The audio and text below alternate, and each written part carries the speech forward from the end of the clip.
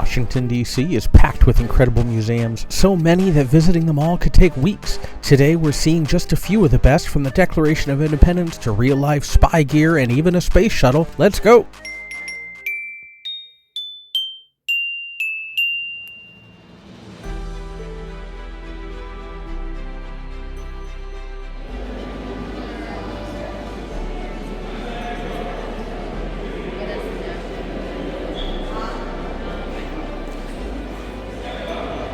At the National Archives, there's always a featured document in the Rotunda area, and the current one on display is the champion of workers' rights, Frances Perkins, U.S. Secretary of Labor from 1880 to 1965 is when she lived. The first female presidential cabinet member, Frances Perkins, was also the longest-serving Secretary of Labor from 1933 to 1945. And one of only two cabinet members to serve the entirety of Franklin Roosevelt's four-term presidency. During her tenure, Perkins was responsible for developing policy for the new Social Security program and solving labor disputes with the influx of women into the workforce, while large numbers of men were elsewhere during World War II. The National Archives is most famous for its display of the Charters of Freedom in the main rotunda, highlighted in the Nicolas Cage adventure film National Treasure. But other documents and exhibits are on display for visitors as well, some even dating back more than 500 years before the Declaration of Independence. Be prepared that space within the rotunda may in fact be quite limited, even with timed entry. Be ready to take your pictures if you wish, as security personnel may ask lines to continue moving so that more people can get a view. It's the Declaration of Independence. I highly suggest we not try to steal it. And here is the Bill of Rights. Initially not part of the Constitution of the United States, it was argued there would be no need for a Bill of Rights, but eventually they put it in, just to make sure that those rights would never be infringed. The Bill of Rights section also includes displays with handwritten notes of founders like James Madison and George Mason. In crafting and defending the Constitution, Madison and Alexander Hamilton argued that a Bill of Rights would be redundant, that good people would always elect good leaders, and that good leaders would always respect individual and state rights. Though Mason was one of the chief architects of the Constitution, he felt differently, refusing to sign the Constitution since there was no Bill of Rights. Eventually, Madison developed this Bill of Rights, which were passed by the states, but Mason died before he could see it. Charters of Freedom are the highlights for most visitors to the archives, but other rooms also display extensions of the freedoms that the Constitution and Bill of Rights only spelled out broadly. Documents, drafts, and notes from such monumental pieces of legislation, such as the Civil Rights Acts, equal voting laws, citizenship securities, Title IX, gender education and athletic equality, and many others, are available for visitors to discover. The archives goes even deeper into history, containing one of only 4 remaining copies of the 1297 Magna Carta.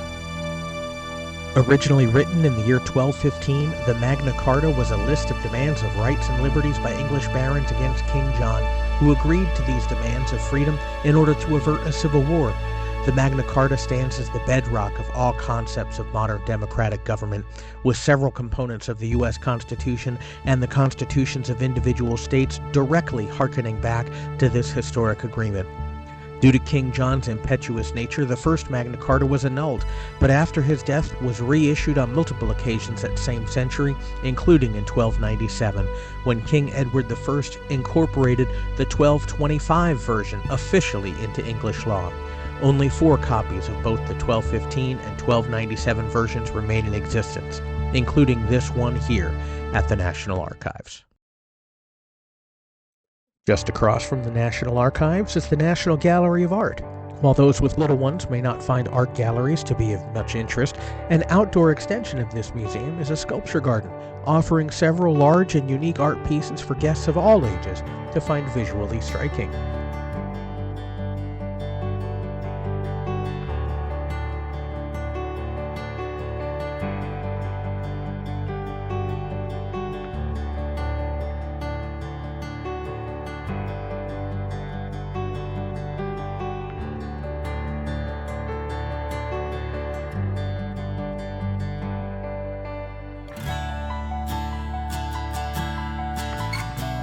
There is a marker here on the tour of the first Wilbur. With a quote by Amelia Earhart, "There's more to life than being a passenger." I think truer words have almost never been spoken. For anybody interested in airplanes or outer space, the National Air and Space Museum is an absolute must-visit. But no matter if it's fully operational or undergoing renovations with multiple exhibits closed, this museum and its lesser-known but much more impressive secondary annex complex is absolutely captivating in both its depth and its scope. More on that annex location later on in the video. And here's Linus at the cockpit of a 747 jumbo jet. You think you're gonna fly one day, Linus? Yeah, I'm gonna fly. Whether it's sport aviation and flight shows, engine power and speed records, or the history of the earliest commercial applications of flight for military or for mail, you could spend hours just examining the history and application of flight power in its many facets. Likewise, the Air and Space Museum dives into the exploration of the solar system, from manned missions to robotic rovers, engaging the fascination and imagination that reside in our dreams. A film used Resistance X-Wing. But the history of flight could never be complete without a display of a pair of brothers who sold and repaired bicycles. Orville and Wilbur Wright operated multiple bicycle shops in the Dayton, Ohio area, and their mechanical work with bikes led them to believe that unstable devices could be stabilized with practice. The National Air and Space Museum displays the life and work of the Wright brothers and proudly displays the original Wright Flyer of 1903. This pioneering vehicle, which stayed airborne for 12 seconds, was the combination of the brothers' work on gliders, lift, and added propulsion at North Carolina's Outer Banks. Several of Wright's gliders are on display as well. It's fitting that the Wrights are featured at the Smithsonian, not only because of the historic nature of their work for air and future spaceflight, but also because it was in 1899 that Wilbur himself wrote a letter to the Smithsonian requesting information on aeronautics for their own research. Flight might begin at the Air and Space Museum, but it sure doesn't end there. On the opposite end of the National Mall, by the Tidal Basin, stands another fantastic museum that engages feelings of mystery and intrigue. Not part of the Smithsonian Institute, the International Spy Museum is not a free admission experience and does require tickets to be purchased.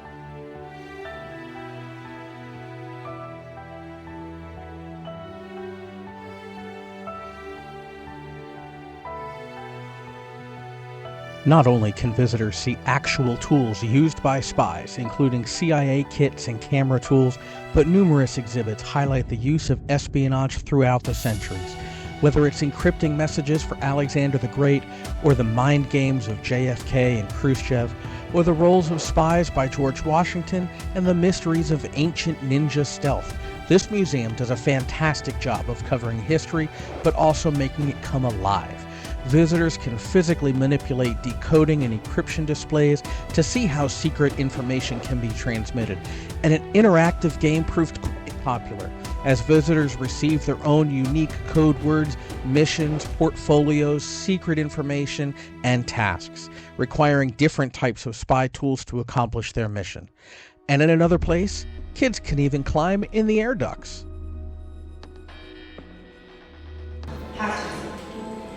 This is when organizations or even individuals use cyber tools to acquire secret information.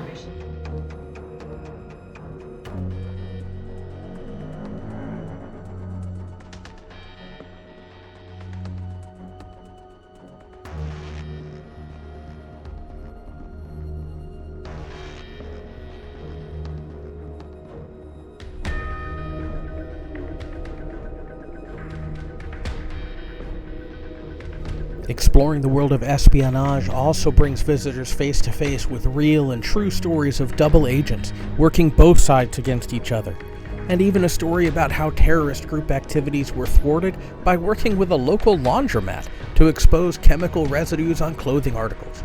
A portion of the Berlin Tunnel is on display, allowing guests to see a piece of Cold War history where Western spies would seek to gather sensitive Soviet information.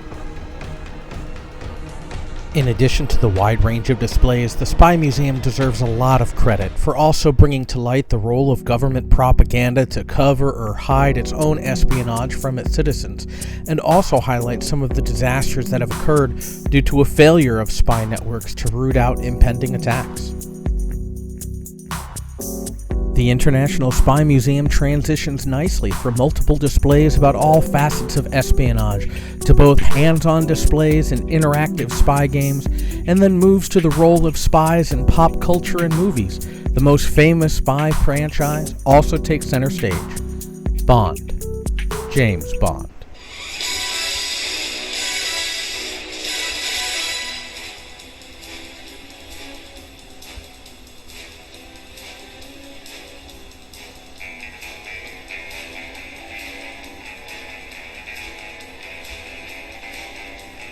Featuring movie props and famous Bond vehicles, the Spy Museum visit ends with a close-up look at the ultimate spy machines, and even some that you can hop on for a pic. The Smithsonian National Air and Space Museum isn't only in Washington, D.C. There is a second location in Virginia called the Stephen Udvar Hazy Center. And here they have all sorts of aircraft, gliders, acrobatic wing, the Concorde, and a space shuttle. Located near Dulles International Airport, the Udvar Hazy Center offers an observation tower to view the nearby runways. Inside the observation deck, viewers can watch the arriving and departing aircraft, and displays give guests insight into the tools and instruments necessary for air traffic controllers to navigate.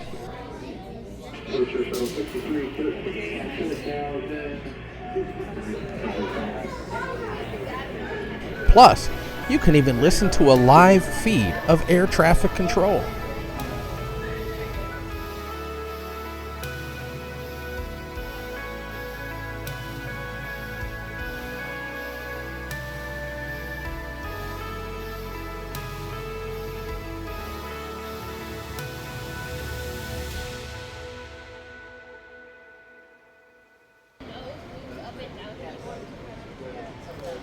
Just look at all of this aircraft. So cool. The main hangar of the Udvar Hazy Center simply dwarfs the size and scale of the main exhibits of the National Mall location. Whether hanging from the ceiling or displayed at ground level, visitors can find nearly every type of aircraft imaginable. Everything from tiny single-rider sport planes to a Concorde jet. Military helicopters, single props, blimp aircraft control ships, gliders, and the earliest military aircraft from both world wars, including the Enola Gay, a B-29 bomber that dropped the first combat-used atomic bomb in history.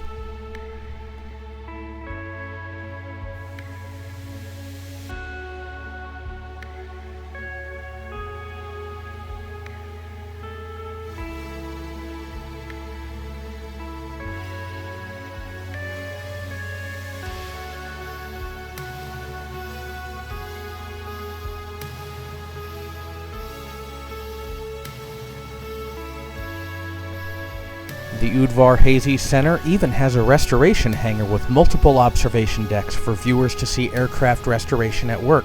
On a prior visit to this location, we had the opportunity to see a Star Wars X-Wing being worked on, the same one that now hangs in the main DC Museum. Of course, as impressive as the aircraft display is, the Air and Space Museum would not be complete without, well, space. After a couple of neat displays of an R2-D2 postal mailbox and a Mercury space capsule telephone booth, rocketry takes center stage. From missiles to rockets, satellites to NASA mission preparation and recovery vehicles, visitors can witness and imagine the power necessary to launch payload rockets and satellites into space, as well as the history of rocketry for military and scientific purposes.